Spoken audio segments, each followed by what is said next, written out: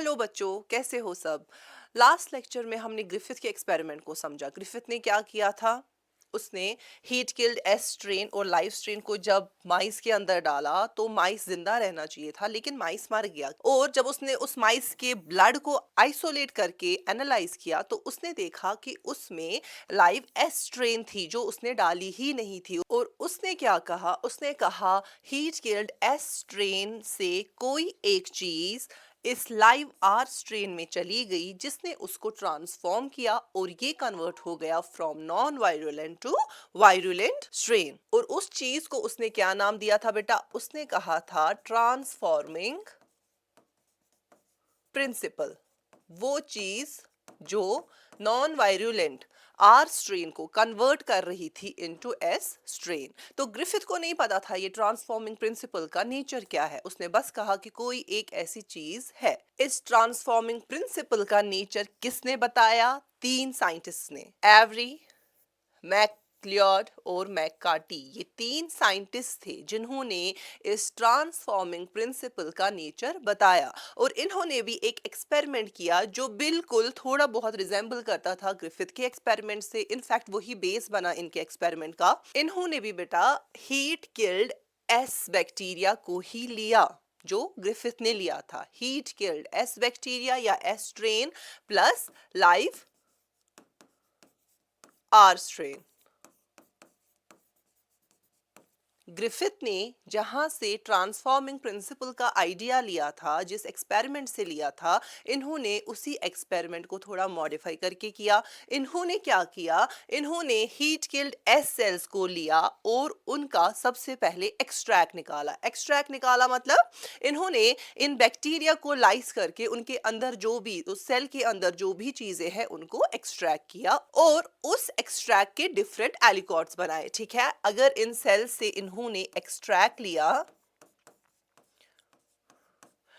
इसको इन्होंने डिवाइड किया इनटू डिफरेंट एलिकॉट्स।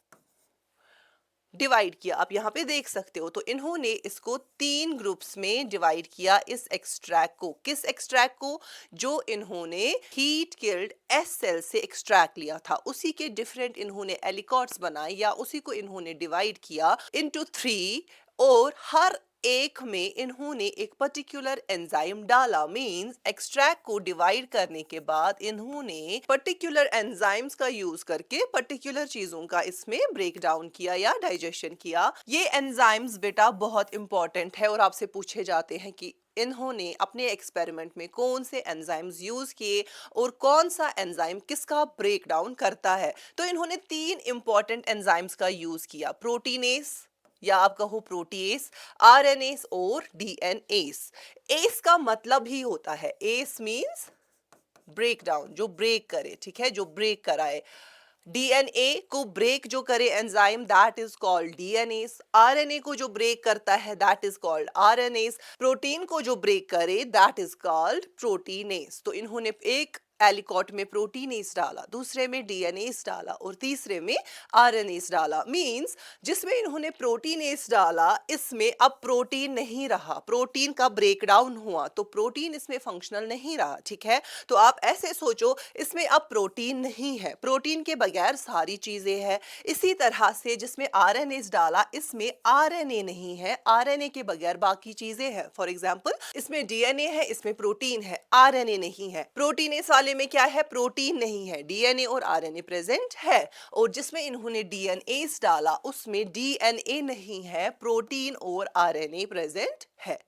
तो इन्होंने किया क्या नेक्स्ट, इन्होंने इन्हीं एक्सट्रैक्ट्स को डाला along with the live R strain. क्या किया इन्होंने, अब इन्हीं को कल्चर डिश में अपनी लैब में इन बैक्टीरिया को ग्रो कराया। किनको, लाइव आर सेल्स को। जो ग्रिफिथ ने भी अपने एक्सपेरिमेंट में हीट किल्ड एस सेल्स के साथ किसका यूज किया था, लाइव आर सेल्स का, और उसने देखा था ट्रांसफॉर्मेशन हुआ। यहाँ पे इन्होंने क्या किया, इन्होंने माइस के अंदर फिर कुछ नहीं किया, इनका काम माइस पे नहीं था, इनका सारा काम इन विट्रो था। इन्होंने सारा अपने कल्चर डिश पे किया। इन्होंने क्या किया, इन्होंने आर सेल्स को ग्रो कराया along with the extract, enzyme treated extract.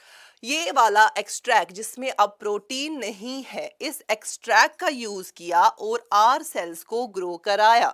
ठीक है, और इन्होंने क्या देखा? इन्होंने देखा यहाँ पे एस सेल्स आ रही है, एस सेल्स आ रही है, मतलब ट्रांसफॉर्मेशन हो रहा है। इनको कैसे पता चला, इनको कैसे दिखा एस सेल्स है? जस्ट इनकी कॉलोनी को देख के, जो इनकी कॉलोनीज है उनको ऑब्जर्व करके। आप सबको पता है बेटा, मैंने लास्ट लेक्चर में कहा दो स्ट्रेन्स है, एस स्ट्रेन आर स्ट्रेन।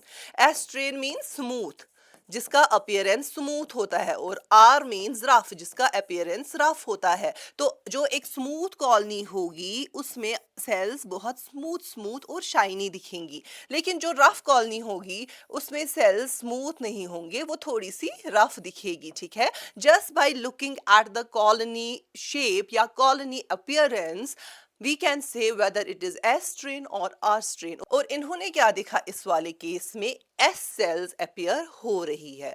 इसी तरह से जिसमें इन्होंने RNAs डाला था उसमें RNA नहीं था, ठीक है, उसमें प्रोटीन और DNA प्रेजेंट था। तो जब उन्होंने R cells के साथ इसको डाल दिया, इन्होंने क्या देखा? अगेन S cells appear हो रही है, अगेन ट्रांसफॉर्मेशन हो रही है। तो दोनों केसेस में S cells appear हुई मीन्स ट्रांसफॉर्मेशन हुई, मीन्स जो इंफॉर्मेशन ले जाता है हमारा चीज, जो जेनेटिक मटेरियल है, वो ना तो आरएनए है ना तो प्रोटीन है। अब इस वाले केस में जहां पे इन्होंने डीएनए डाला था, मींस वहां पे डीएनए नहीं था, प्रोटीन था, आरएनए था। लेकिन जब इन्होंने अब आर सेल्स को कल्चर किया और इस एक्सट्रैक्ट को डाल दिया जिसमें डीएनए नहीं है, किसका? हीट किल्ड एस स्ट्रेन का, तो इन्होंने क्या देखा? इन्होंने देखा यहाँ पे एस सेल्स एब्सेंट थी। वहां पे जो बैक्टीरिया बने, जो डिवाइड हुए, जो कॉलोनी फॉर्मेशन हुई, वो कौन से बैक्टीरिया थे बेटा? वो थे रफ आर स्ट्रेन वाले। तो यहाँ पे आर स्ट्रेन बनी, एस स्ट्रेन नहीं बनी। एस स्ट्रेन नहीं बनी मतलब हीट किल्ड एस स्ट्रेन का जो मॉलिक्यूल है, जो ट्रांसफॉर्मिंग प्रिंसिपल है, वो एब्सेंट है, वो एब्सेंट है। That's the reason S cells appear नहीं हो रही है, आर सेल्स ही रही, आर सेल्स कन्वर्ट नहीं हुई इनटू एस। सो यहाँ से उनको कंक्लूजन मिला कि जो जेनेटिक मटेरियल है it is DNA. S form का जो ट्रांसफॉर्मिंग प्रिंसिपल आर स्ट्रेन में जाके उसको एस स्ट्रेन में कन्वर्ट कर रहा था, वो कोई और चीज नहीं, वो प्रोटीन नहीं है, वो आरएनए नहीं है, वो बेटा डीएनए है। इसीलिए तो यहाँ पे डीएनए डाला था, डीएनए था ही नहीं, ट्रांसफॉर्मेशन भी नहीं हुई।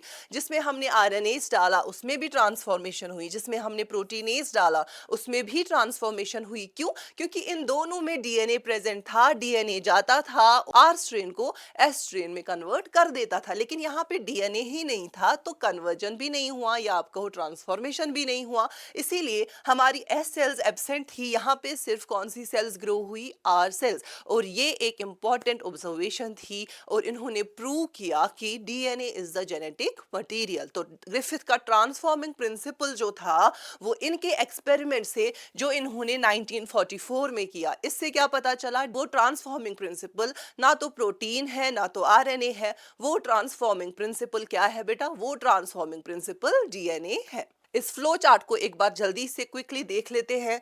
इन्होंने किया क्या? Heat killed virulent S strain bacteria को इन्होंने लिया, उसका सेल एक्सट्रैक्ट प्रिपेयर किया। उस सेल एक्सट्रैक्ट में DNA, RNA, protein, polysaccharide, lipid, जो भी बैक्टीरिया के कंपोनेंट्स है, कॉन्स्टिट्यूएंट्स है, वो सारी की सारी चीजें इस एक्सट्रैक्ट में प्रेजेंट थी। देन इसी एक्सट्रैक्ट को इन्होंने ट्रीट किया with different enzymes. For example पहले केस में यहाँ पे आप देखो, केस नंबर 1 इज इन्होंने एक्सट्रैक्ट को प्रोटीएस या प्रोटीनेस के साथ ट्रीट किया, जिसने प्रोटीन्स को डिस्ट्रॉय किया। और जब इन्होंने लाइव आर स्ट्रेन के साथ इसको मिक्स किया तब ट्रांसफॉर्मेशन हुई, आर स्ट्रेन कन्वर्ट हुआ into S strain, non virulent strain convert हुआ इनटू वायरुलेंट स्ट्रेन।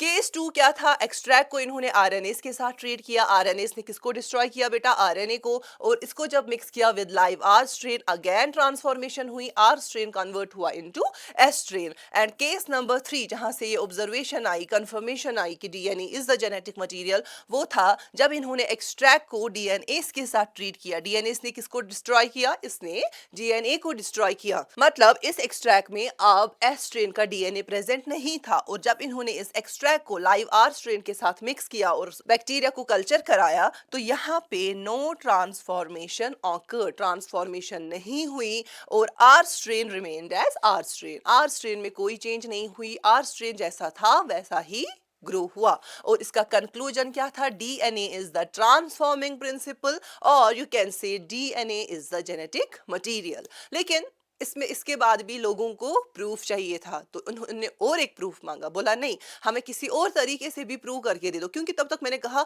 इतना ज्यादा बिलीफ था लोगों का, रिसर्चर्स का, साइंटिस्ट का, कि प्रोटीन ही जेनेटिक मटेरियल होगा। क्यों? क्योंकि प्रोटीन बहुत कॉम्प्लेक्स होता है एज कम्पेयर टू डीएनए। तो वो मानने के लिए तैयार ही नहीं थे कि डीएनए जेनेटिक मटेरियल है, तो इनको और एक प्रूफ चाहिए। तो इसका फाइनल प्रूफ किसने दिया बेटा? हर्शी और चेज ने, जो हम नेक्स्ट लेक्चर में पढ़ेंगे। So stay tuned, take good care of yourselves.